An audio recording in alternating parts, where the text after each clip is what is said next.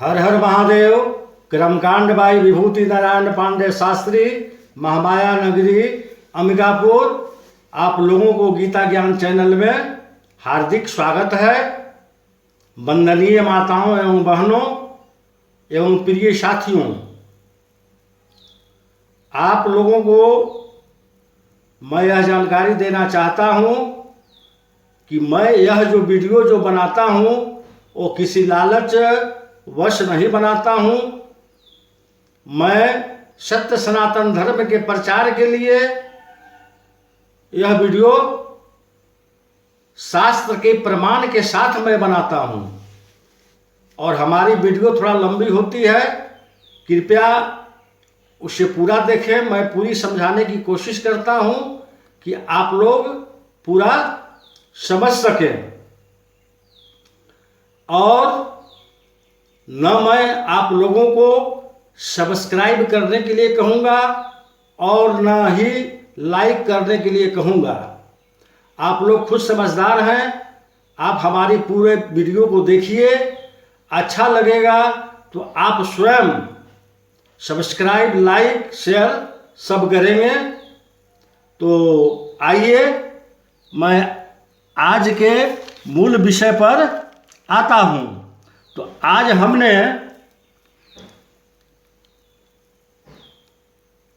नित्य पूजा विधि जो है वह शास्त्रोक्त प्रमाण के साथ लाया हूँ। इससे पहले आप लोग आज का 13 जून का पंचांग के बारे में जानें। संवत्सर 2077, साके 1942, आषाढ़ मास, कृष्ण पक्ष, ग्रीष्म ऋतु, सूर्य उत्तरायण, अष्टमी तिथि 12:58 AM तक। नक्षत्र पूर्व भाद्रपद 9:28 PM तक। सूर्योदय 5:07 AM, सूर्यास्त 6:49 PM। वृष राशि में सूर्य रहेंगे और चंद्र राशि में कुंभ रहेंगे। अभिजीत मुहूर्त 11:31 AM से 12:26 PM तक है। स्वार्थ सिद्धि योग आज कोई नहीं है और रवि योग भी कोई आज नहीं है। तो प्रिय साथियों, अब मैं नित्य पूजा विधि के बारे में बतलाता हूँ। शास्त्रों के प्रमाणों के अनुकूल हमें किस तरह नित्य पूजन करना चाहिए, इसके बारे में मैं आपको विस्तार से बताऊंगा। लेकिन इस वीडियो को देखकर ये मत समझिएगा कि यार आज तक हम गलत करते आ रहे हैं, ऐसा कुछ भी नहीं है। आप जिस तरह से पूजा कर रहे हो, जैसा कर रहे हो, अच्छा कर रहे हो। भगवान की पूजा में दिखावटी नहीं करनी चाहिए, लेकिन अपने नॉलेज को गेन करने के लिए, कुछ नई जानकारी प्राप्त करने के लिए आपको कोई नई बातों को सीखते रहना चाहिए। जीवन में कुछ अच्छा उतारते रहना चाहिए। यही मेरा वीडियो बनाने का लक्ष्य है कि आपको खुद नई जानकारी दे सकूं। तो जब आप सबसे पहले उठते हैं तो पूजन करने से पहले आपका उठना सुनिश्चित होना चाहिए। मतलब आपको सही टाइम पर उठना चाहिए। शास्त्र में एक श्लोक आया है, ब्रह्म मुहूर्ते या निद्रा सा पुण्यक्षय कारिणी।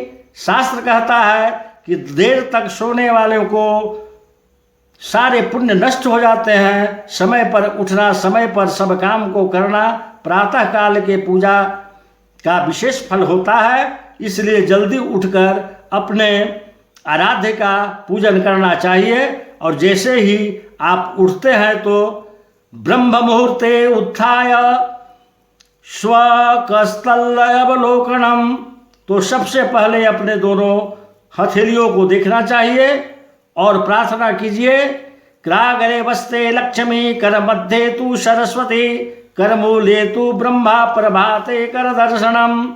आप रोज नियम बनाइए कि रोज उठते ही अपना कर दर्शन कीजिएगा।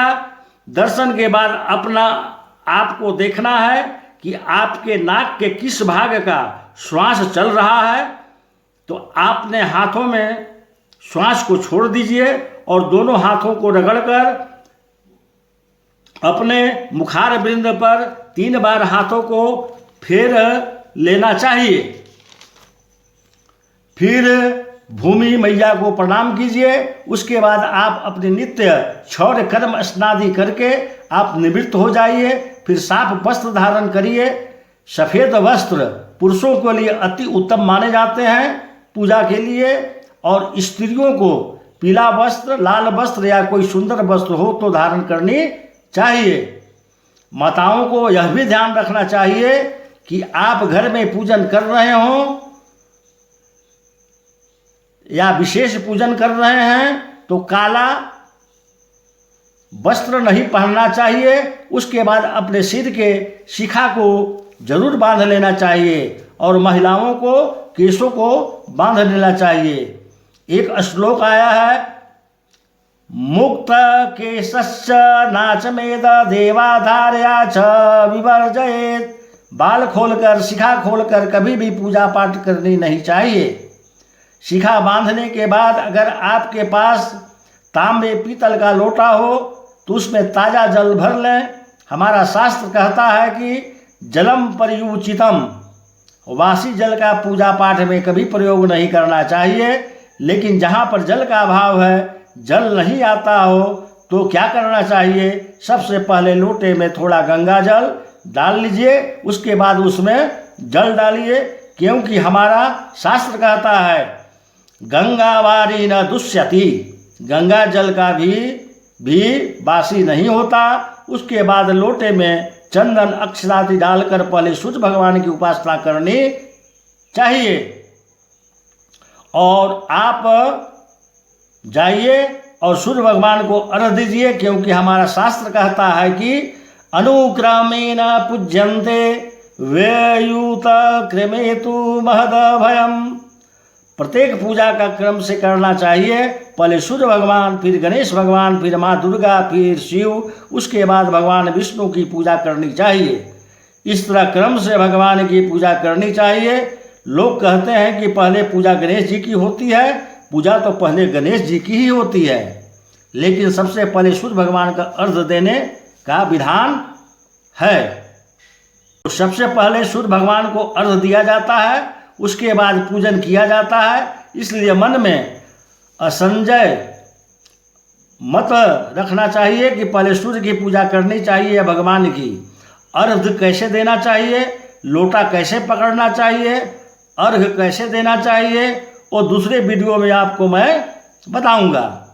सूर्य को अर्घ रोज देना चाहिए। हमारे शास्त्रों में बताया गया है कि आदित्यम भास्करम भानु रवि सूर्य दिवाकरम सन्नाभस्म स्मरणा नित्यम महापातक नाशनम।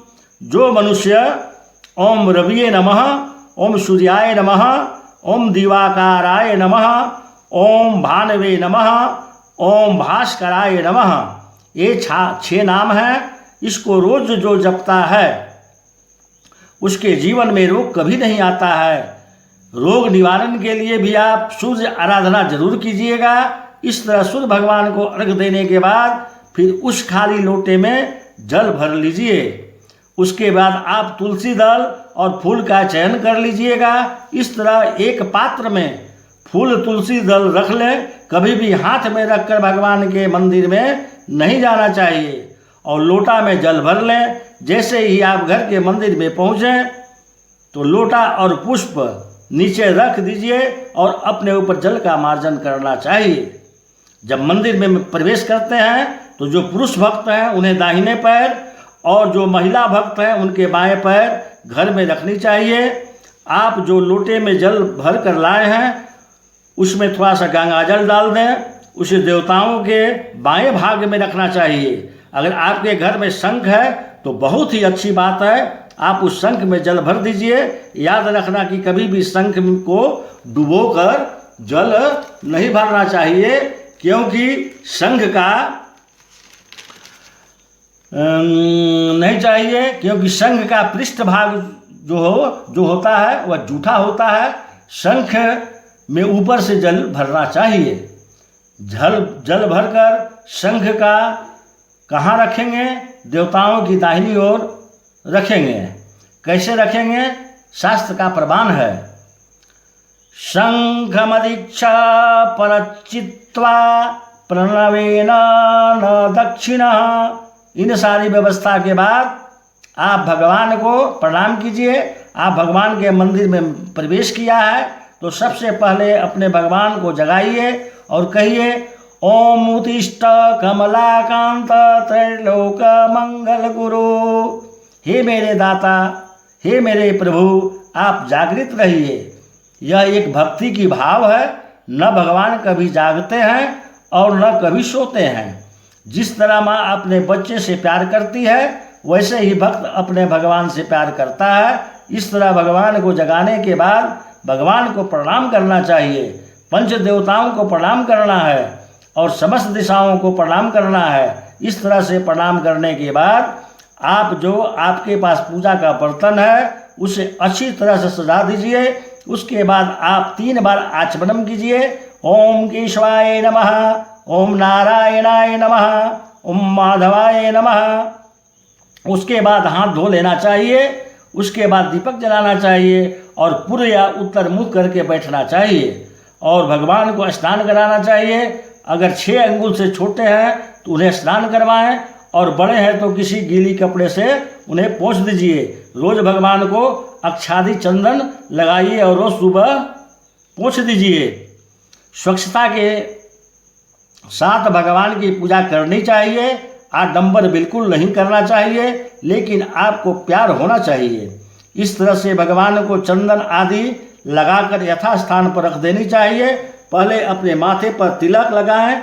कई लोग कन्फ्यूज हो जाते हैं कि पहले अपने माथे पर तिलक लगाएं या भगवान के माथे पर तिलक लगाएं।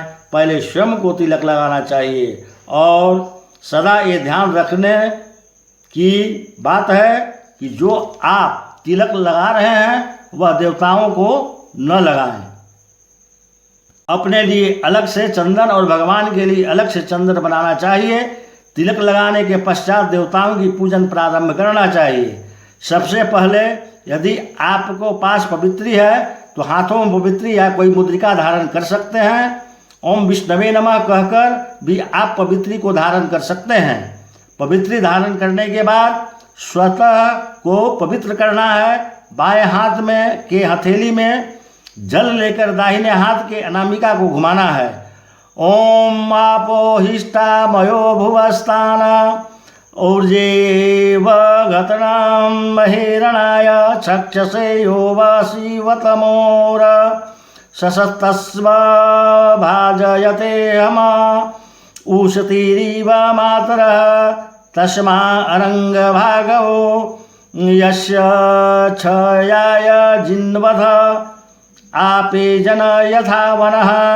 वेद मंत्र के द्वारा जल को अभिमंत्रित करना है या यदि वेद मंत्र नहीं आता है तो गायत्री मंत्र से भी जल को आप अभिमंत्रित कर सकते हैं। इस तरह आप 10 दिशाओं को में जल का छिड़काव करेंगे। पूजा पाठ की सामग्री जो है उस पर छींटा करेंगे। शेष जल जो है वे अपने ऊपर ले लेंगे। ओम पवित्रा पवित्रो वा ओम पवित्रा पवित्रो वा सर्वास्थांगतोऽपि वा यस्मृत पुंडरीकाक्षभ्यान्तः शुचि। अगर आपको मंत्र नहीं आता है वह ओम विष्णवे नमः ओम विष्णवे नमः करके छींटे लगा लेना चाहिए। उसके बाद आसन को पवित्र करना चाहिए। याद रहे आसन को रोज पवित्र करना है। हाथ में जल ले लेंगे और पृथ्वी मंत्र स मेरु पृष्ठ ऋषि सुतलं छंद कुर्यो देवता आसन्न पवित्र करणे विनियोग। इस मंत्र का पढ़कर जल पृथ्वी पर गिरा दें और कछुए का मुद्रा बनाकर हाथ पृथ्वी पर रखेंगे। ओम पृथ्वी त्वया धृता लोका देवी त्वं विष्णुना धृता त्वं च धारे माँ देवी पवित्रम कुरुजासनम। इस प्रकार आसन को पवित्र कर लेना चाहिए। उसके बाद यदि संकल्प लेते हो तो बहुत अच्छी बात है, नहीं तो आप जिस तरह से आप रोज पूजा करते हैं पूजन करने के बाद आरती जरूर करनी चाहिए। कर्पूर आरती कीजिए। अखंड दीपक से आपकी आरती नहीं करनी है। ओम कर्पूर गौरम करुणावतारम संसार सारम भुजगेंद्र हारम सदा वसंतम हृदयारविंदे भवम भवामी सहितम नमामि। आरती करने के बाद भगवान की परिक्रमा करनी चाहिए। परिक्रमा के बाद भगवान को साक्षात दंडवत करना चाहिए। माताओं को साष्टांग प्रणाम नहीं करना है, उन्हें हाथ जोड़कर प्रणाम कर लेना है। पूरी पूजा समाप्त हो जाने पर जो शंख में जल भरी है उसे घर में सभी जगह थोड़ा थोड़ा छिटक दें और जो शेष जल है उसे पंचामृत ग्रहण कर लें। जब आपकी पूजा समाप्त हो जाती है तो भगवान के मंदिर से निकलते समय भगवान को पीठ दिखाकर नहीं निकलना चाहिए। आज का प्रसंग इतना ही था। मैं आप सभी श्रोताओं को जो हमारे YouTube देख रहे हैं उनको हमारे तरफ से नमस्कार।